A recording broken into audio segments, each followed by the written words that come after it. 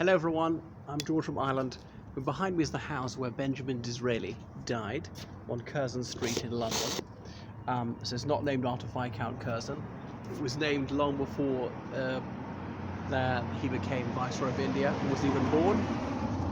So Disraeli is the only Prime Minister of the UK to have been of Jewish extraction. I don't want to say a great deal about him because I made a video about him a short while ago. He had another house in Mayfair just that away, not even a quarter of a mile. So I'm not sure why he moved in these past few years. So Disraeli is born in 1804 in London on Theobald's Road. His father was very wealthy.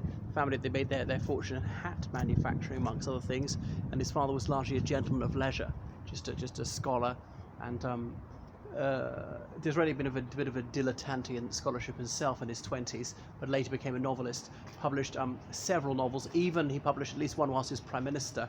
Coningsby, Tancred and Sybil are part of his series of novels, which lays out his political philosophy of one nation Toryism. He had two brothers, and then one of his brothers named his son Coningsby in honour of his fictional character. There's the Coningsby Club at Oxford University for Conservatives to this day. So Disraeli is twice Prime Minister, but his longest stint as Prime Minister was 1874 to 1880. He had served as Chancellor of the Exchequer as well, so was really an opportunist. So pretending to be an ultra-Tory, we can't possibly have the repeal of the Corn Laws, tacitly admitting actually Sir Robert Peel had been right to repeal the Corn Laws. He was a Londoner who posed as a country gentleman. He bought his pile, Hughenden, deep in Buckinghamshire, which I think is still owned by the family. That's where he's buried. He's got memorial in Westminster Abbey. He's not actually buried there. So he was married, but he had no children. His wife died in 1872. Anyway, Disraeli, he stood down as Prime Minister in 1880 where they lost the election. Liberals came back in with W.E. Gladstone, and William E. Gladstone and Disraeli absolutely detested each other. There was no friendly rivalry between them. And Queen Victoria, perhaps surprisingly, was much fonder of Disraeli. You thought that anti-Semitism might work against him, or she might want someone, who's more of a country gent. Well, Gladstone wasn't really a country gent, more of a counter-jumper.